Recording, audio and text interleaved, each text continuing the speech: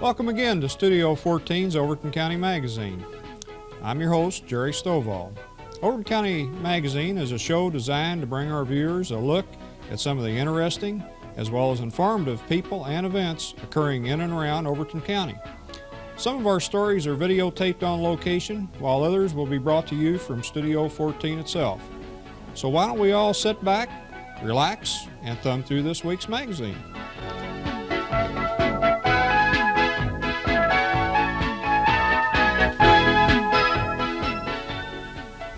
Well, this is a plaque that designates Standing Stone State Park as a part of the National Register of Historic Places. I'm wearing two hats today, and I told Mark I wanted to borrow one of his hats, and I brought my own hat. But one is the State Historic Preservation Officer, and we designate these places as special and worthy of preservation and consideration for the centuries ahead. This is a very unique cultural site, and it's one that we need to be careful with how we deal with all the buildings on this place and this place itself over the next many years. We're particularly pleased to be here today with the tea room, which is one of the older buildings on the property that's recently been restored, and I think its character has been maintained, and we're very pleased about that. Billy, we hope that you'll place this plaque somewhere here on this building here. Perhaps it'd be an appropriate place for it, I think, as a designation of this park and these buildings on the park being a part of the National Register of Historic Places. And I want to thank you for the work that's going on here. Mr. Dykes, thank you very much for your work in the past to help maintain this, and Jerry Nelson, the work that you've done, and Mark Fraley. All of these people, as part of the park system of the state of Tennessee, have made this place a very special place. Parks like Standing Stone are particularly important, I think, because people can come here and really get back to their roots, really know who they are and where they came from. There's nothing terribly fancy about this place. It's just a place where people can come to recreate themselves in mind, body, and spirit. And they do so by associating themselves with buildings like this, with places like this, and it's very important. So I want to thank you for what you have done. Thank you for what you have done and what you continue to do. Mark, thank you very much for all that you've done for this park. It makes me feel humble and makes me feel great to be invited back to Standing Stone. This has been home for me for the past 25 years, and I'm grateful for the opportunity to have served people from all over the world, practically. That's right. And it's been great. It's been wonderful. I see 1, 2, 3, 4 employees that was here while I was here, and my pleasure to see my old friends and the commissioner. I've served under several governors and a number of commissioners, and I have had good relationship, and I appreciate the work that each of them do. And I'm grateful for men like Commissioner Howell and Deputy Commissioner, I guess. Assistant Commissioner. Okay. But they have a great job to do, and the future lies with, and if we could think of tourism, and if we could think of the historical sites in the state of Tennessee, from the Smoky Mountain to the rolling Mississippi, I can't think of a more appropriate spot than Standing Stone State Park. You're exactly right, Dylan, and I want to say this, that first time I came here was in the middle 50s, and I got to say this park has not been messed up. It's just as pleasant now as it was 30 years ago when I first came to this park, and that's key, I think, with a park. So many times we're tempted to improve a park past its where it ought to be, and this park has achieved a good bit along the way, but we've kept it like I think it really ought to be, and it's a special place. Jerry, you got any comment to make? Just like to add that we have been given excellent goals and objectives to follow to continue to preserve parks like Standing Stone, and the goals and objectives that you have laid down will be with us for a long time, I'm sure. I feel like we have an excellent manager at Standing Stone who will continue to preserve I think that's right. Protect the park. I think that's right. Mark? I just want to say I have a great deal of confidence in Billy Martin here, Jerry, and the staff here at Standing Stone. Glad to have Mr. Dykus with us today because he represents really the past in our park system and the good work that we've been doing. I was with about 400 of the men this past spring who were in the Civilian Conservation Corps in Tennessee. We had a conference of those men at Montgomery Bell State Park, which is another park they were deeply involved in. But this park really represents their work 50 years ago, and of course the state park system is celebrating its 50th anniversary this year. Standing Stone and Pickett State Parks are now listed on the National Register of Historic Places, and we have set as one of our goals to better manage these kinds of resources because they'll forever be a monument to the work that was done by that Civilian Conservation Corps. So that's the spirit, really, of what we're doing here today. Well, I think it's important to note that many of our parks were begun in some really hard times by WPA, by the TVA, by the CCC, and these people who've gone before have left something for us. Our job is to leave something for folks who come after us, and that's what we're challenged to do today. Amen. Thank you very much. Okay, I'll get it for y'all, okay? All right. Be ready.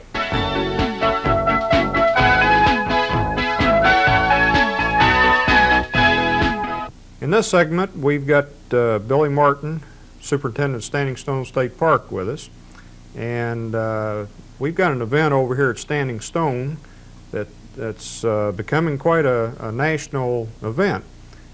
And he's here tonight to tell us a little bit about this. This is the Rolly Hole Contest, which I think comes in May, isn't it? Comes in August.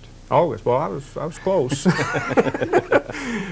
But what I was going by is we've got a magazine here that was published in May of '86. I don't know if you can get a shot of that. This is National Geographic, which is an awful fine magazine, and let's see if I can get the shine off of it. It has quite an article in here about the Rolly Hole, and we'll take and open it up here in a second and get maybe a shot of the inside. Now, I guess the biggest question on everybody's mind, and I know it was mine when I was there 2 years ago, which I think was one of the first national events, is how do you play this game? Roly-Holy marbles have no set rules. It depends on whose yard you play on to whose rules you go by. The rules that we have at Standing Stone, the court is 25 by 40. It has 3 holes in the court. And with these 3 holes, you have to start out and you have to make 12 holes to finish. You play in partners. Okay, yeah, you told me a little something about that a minute ago. Now, there's a junior division. There's a junior division. We And- started junior division 2 years ago. Okay, and also a senior division. And senior division is a men's. Now, the way that you designate the junior division is how? Okay, we have a juvenile tournament, and we have an age limit of 28 years For 2 players. for 2 players. A 13 and a 15 or 2 14-year-olds can play to get up to the 28 years, not over 28.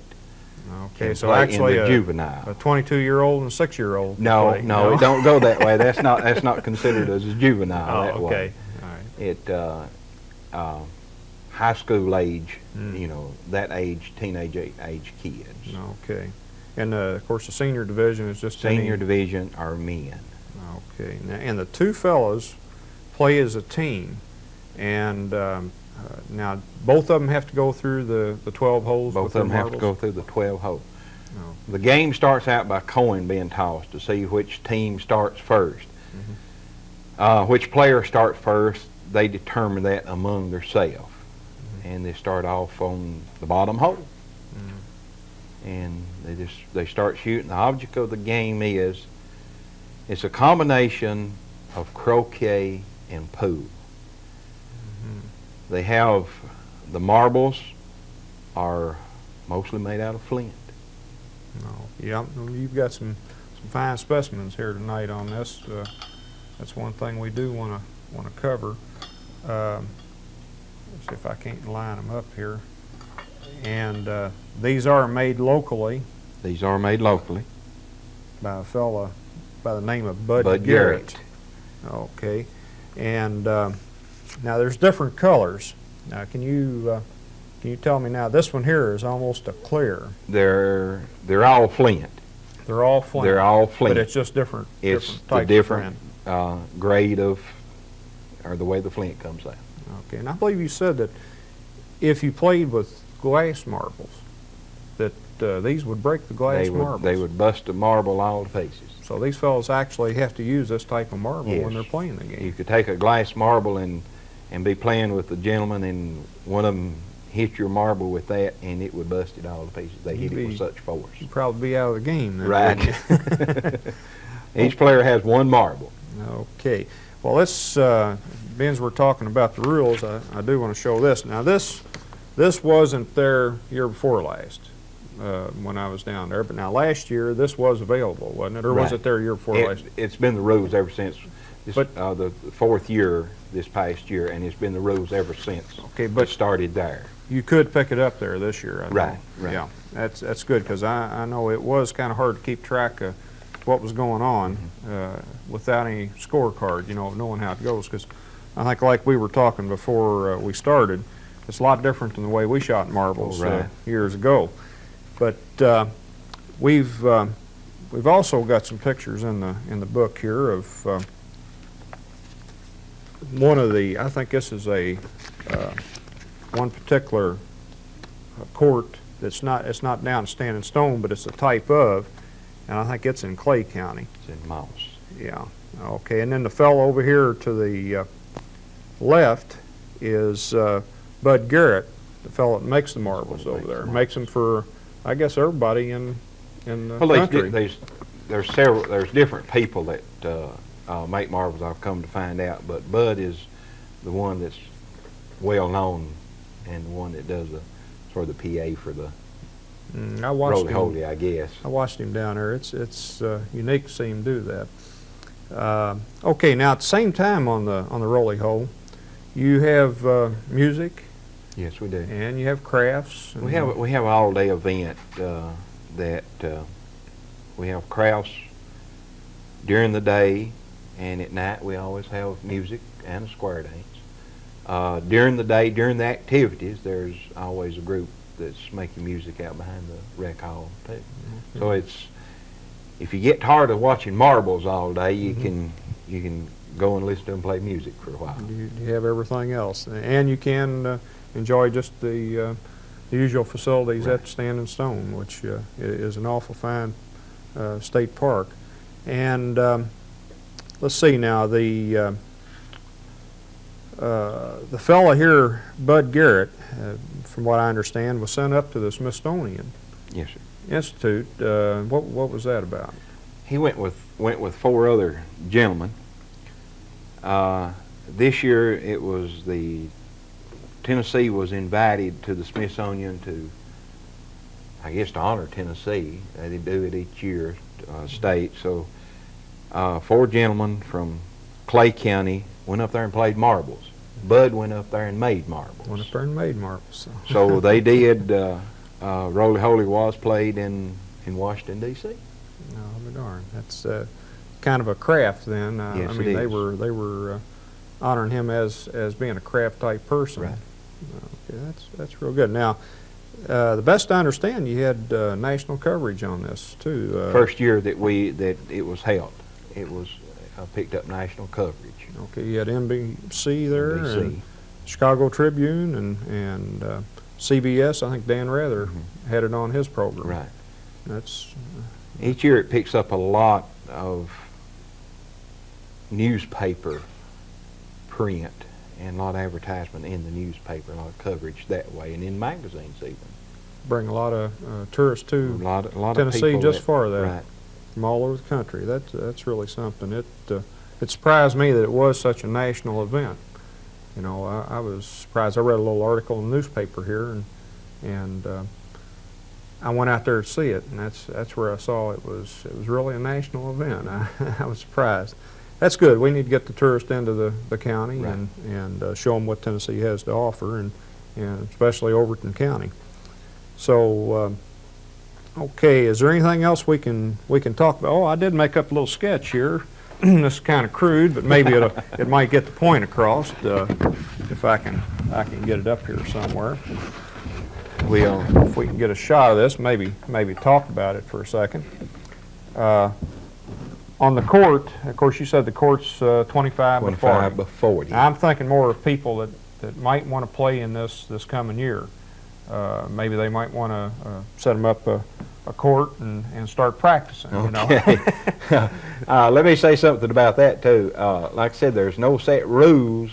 It depends on the court that you play on to whose rules you play by, and also the courts are not the same dimensions either. But now, if they're going to play in the Nationals, they will play that. All of them are primarily the same object of the game, and they start by starting at the bottom hole. Okay, they start at the bottom hole. They start there. That's where they start from first. They shoot up to this hole. Now, Right. in the meantime, they shoot maybe at some other opponent's marble. They're in the process of trying to get by the time they complete this, they'll go in 12 holes.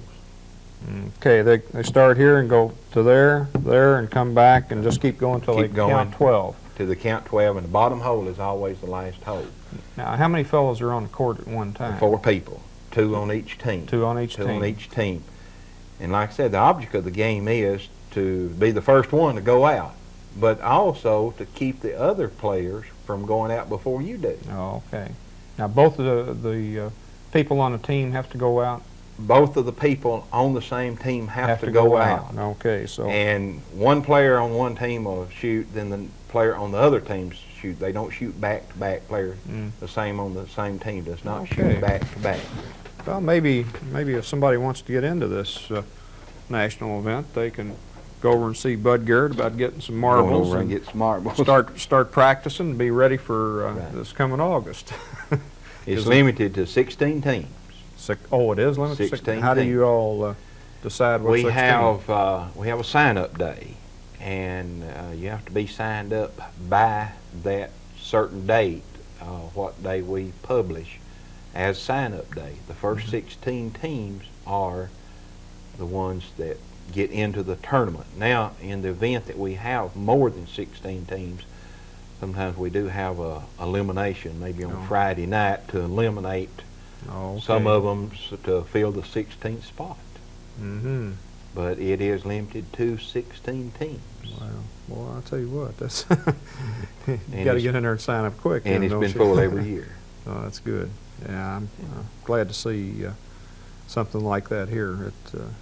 It all helps. You were asking about the rules of the game and how the game was played. You know, if you're standing there watching it, you see a lot of things happen that you don't really know what's going on. When the first person shoots, he's going for the middle hole, and everybody in turn heads that same way. And like I said, you try to make that hole, but try to keep the other person from making it too. And in making the hole, now you can see the size of the marbles there, but the holes are not much bigger than the marbles. The marble will just barely roll into the hole. So it's not a hole like a billiard pocket that you can shoot in with a lot of room to go by. But in shooting at that hole, when you knock your opponent out, you get to shoot again. Oh, okay. So you shoot and you hit your opponent, the object of, and then you can shoot another time. Now, it really depends on your hand. You can span the length from your thumb to your little finger on shooting again. So it depends on how big a span you've got, how much you can fudge, really. Yeah.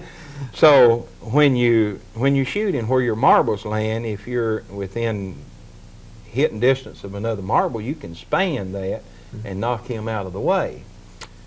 And where that marble goes out of the court at, that's where he has to come back and play at. So you can see that sometimes they can knock them the whole 30 or 40 feet down to the other side, and they have to come back.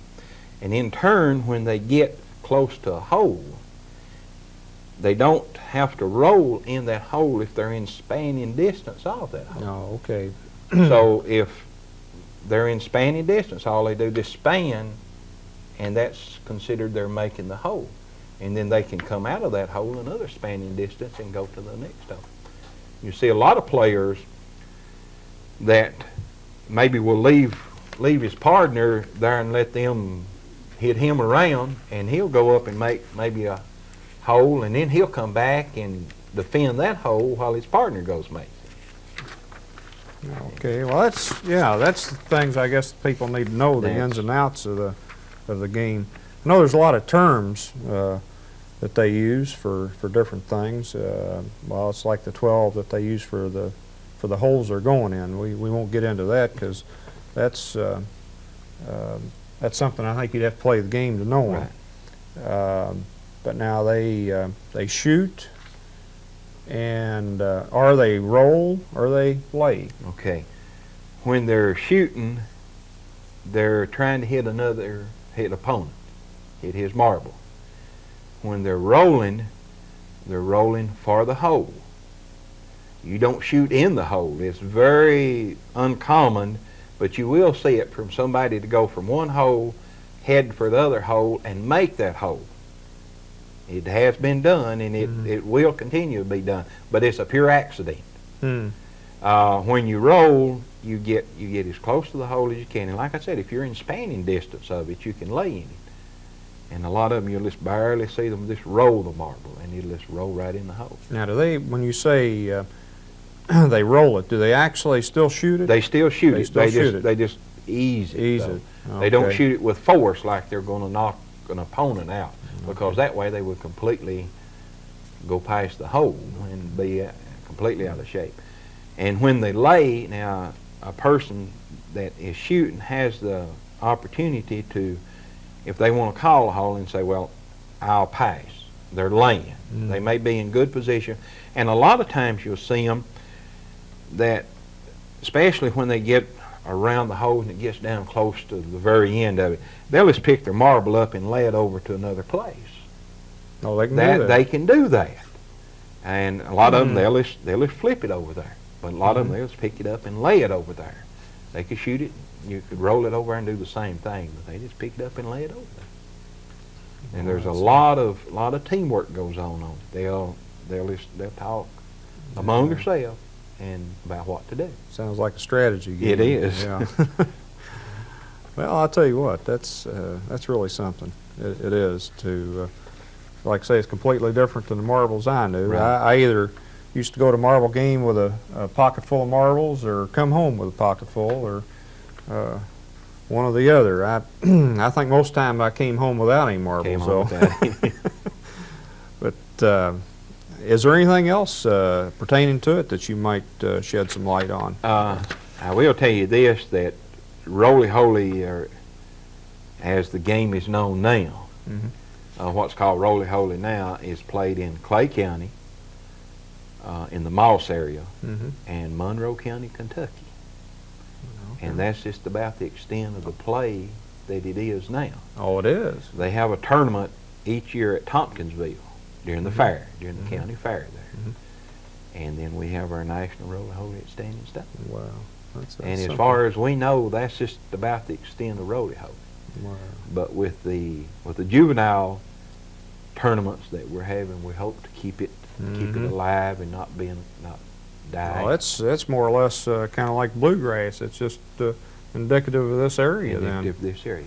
Yeah. And you hear over, when you start talking about roly-holy, a lot of people will not know what you're talking about, but they've played a form of the game. There's a form called 9-hole squares. They play with 9 holes.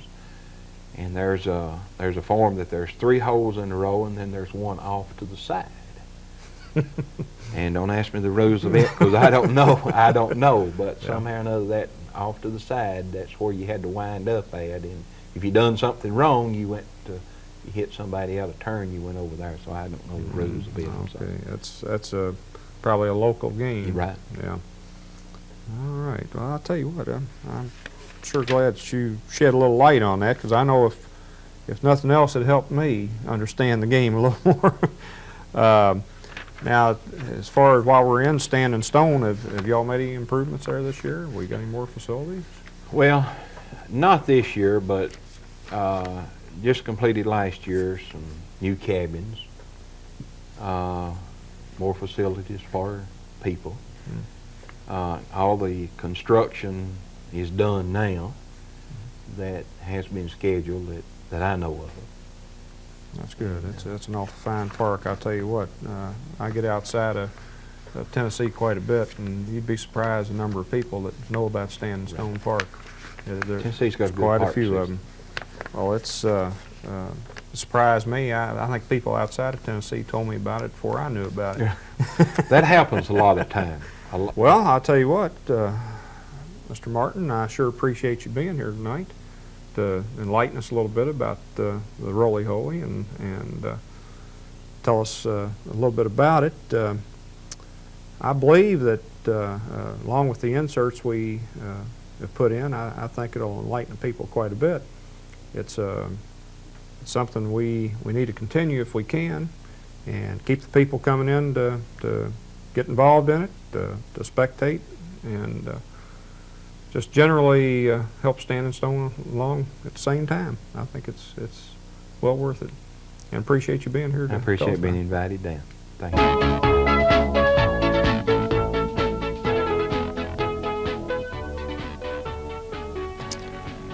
I would like to thank everyone for watching tonight. We hope that you have enjoyed our magazine. Be sure and tune us in next time. We would also like to invite you to send in your comments and ideas for future shows. This is Jerry Stovall saying thank you and good night.